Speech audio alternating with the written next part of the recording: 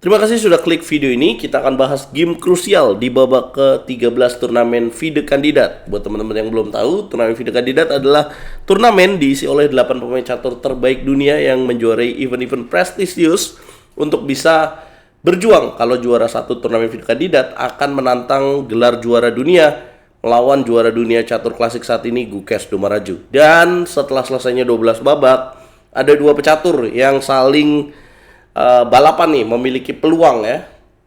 Pertama, Sindarov dari Uzbekistan dengan memiliki 9 poin, sementara Anish Giri memiliki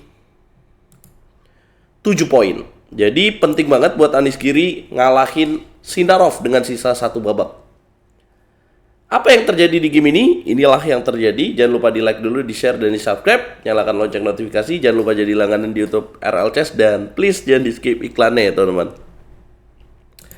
Anish Giri pegang bow putih, tentu saja memiliki kesempatan untuk mendobrak. Dia mulai dengan langkah D4, dijawab dengan D5 oleh Sindarov. Kemudian Queen Gambit dimainkan. Hitam lebih memilih menolak dengan langkah E6, putih kuda C3, dan hitam bishop ke petak E7. Putih melakukan pertukaran pada pion di petak D5, kemudian gajah ke petak F4. Kenapa putih lakukan pertukaran pion pada petak D5? Tujuannya untuk langsung membuka jalur C.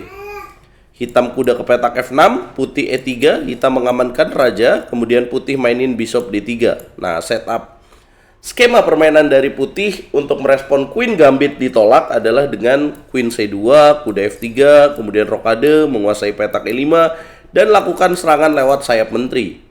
Hitam biasanya akan berusaha untuk bermain solid dengan terbongkarnya jalur C ini. Dia akan setup C6, A6, kuda B ke petak D7, benteng E8, kuda F8, seperti itu teman-teman.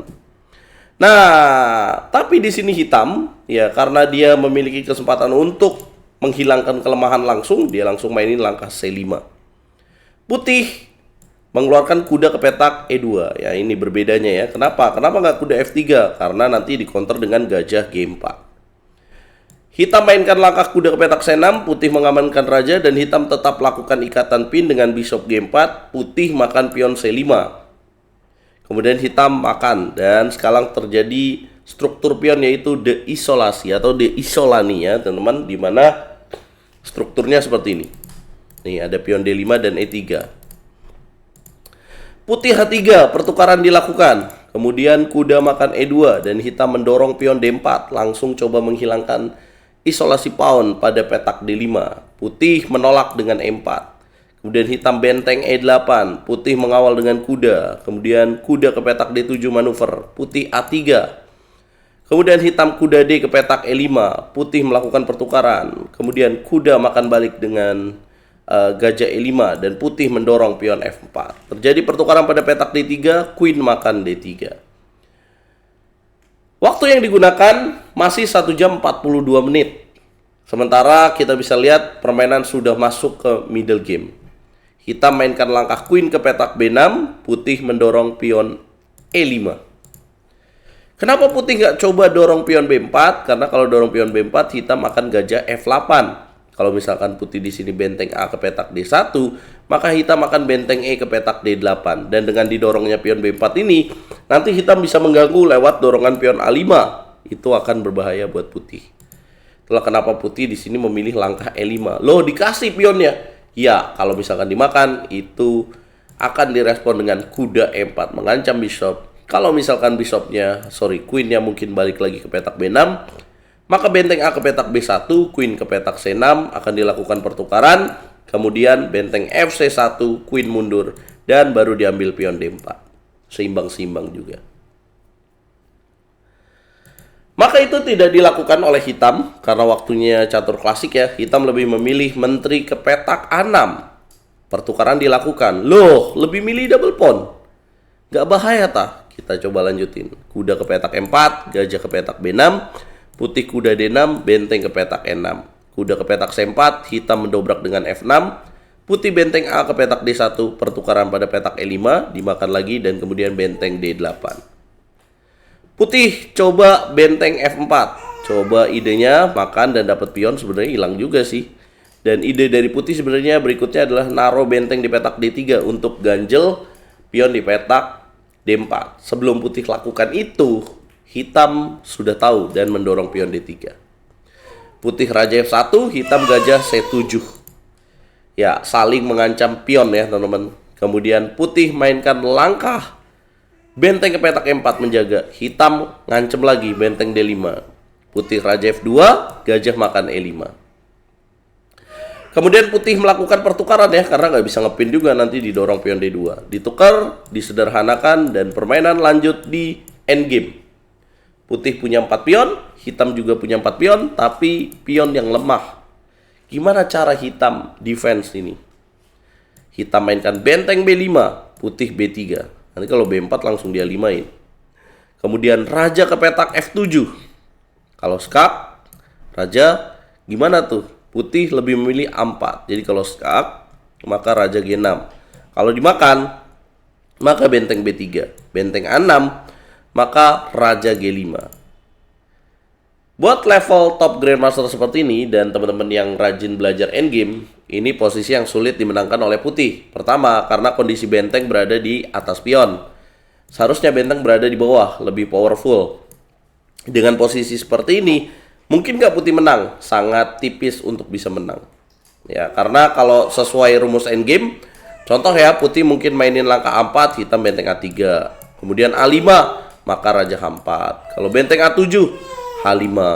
Jadi, kalau misalkan A6, kemudian G5. Jadi walaupun putih coba berusaha promosi di sini, selama bentengnya menjaga ya sulit. Dan kemudian rajanya tidak aktif. Nanti hitam akan coba ganggu untuk mendapatkan pion ini. Ya. Coba sering-sering nonton RL Chess biar tahu teknik endgame seperti ini. Ini basic endgame you must know yang harus kalian tahu teman-teman. Raja ke petak F7, kemudian putih A4. Benteng ke petak B7. Raja E2, raja E6. Saya kira akan remis cepat, tapi ternyata game masih berlanjut ya. Terbukti sampai tembus langkah ke-41, putih masih berusaha untuk bisa menang. Dengan berusaha pelan-pelan menunggu hitam melakukan blunder, tapi nyatanya hitam sangat fokus. Ya, dia tidak meremehkan benteng H2 di sini dan kemudian didorong G5 sama seperti tadi ya, ada kesempatan benteng F6 tapi nggak cukup menang. Nah, malah dapat pion di petak G5. Kayak gini nggak bisa menang juga, langkah ke-51 sama seperti tadi. Inilah caranya. Kemudian A6, benteng masuk, ditunggu aja. Yang penting untuk hitam di sini jangan sampai terjadi rumus skewer ya. Nih rumus skewer.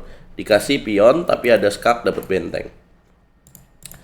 Nah, akhirnya bolak-balik 3 kali pengulangan langkah yang sama, remis dengan akurasi putih 99,2%, hitam 99,5%. Gila banget gak tuh? Coba kita bahas ya, kenapa putih nggak mainin benteng G8 aja, maka ditunggu raja B7 untuk menghindari teknik skewer benteng ke petak A8. Kalau putih mendorong pion G7, maka raja A7 aja. Nah, raja nggak bisa gerak. Kalau misalkan B4 di sini, maka makan. Ya, sebenarnya benteng G3 juga bisa ya. Tapi remis-remis juga nih kalau dimakan. Kemudian A5 kayak gini. Ya, remis-remis juga. Raja ke petak B7 kayak gini. Jadi sukswang posisinya.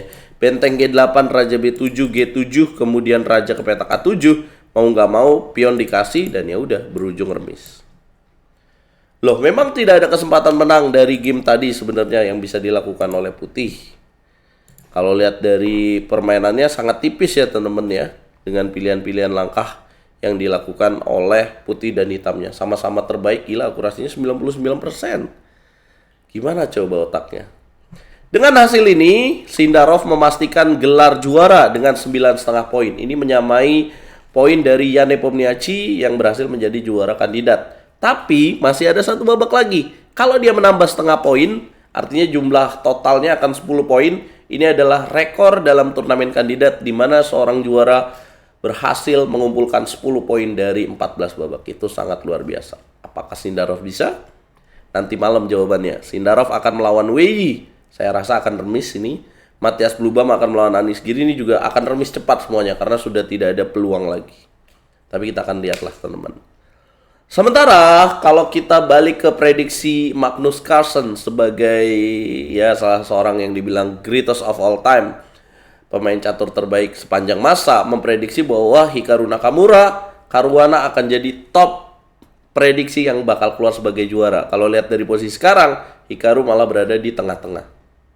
Ya, Caruana mungkin tidak jelek-jelek banget ya. Kemudian setelah itu ada peringkat 3 yang diprediksi sebagai pemain yang akan bisa juara kandidat, Pragnananda. Nah, yang lainnya itu big drop off. Tidak diprediksi. Kasih komentar kalian ya untuk game ini. Jangan lupa like, share, komen, dan subscribe. Jangan lupa nonton live-nya nanti malam. Please jangan di skip iklannya.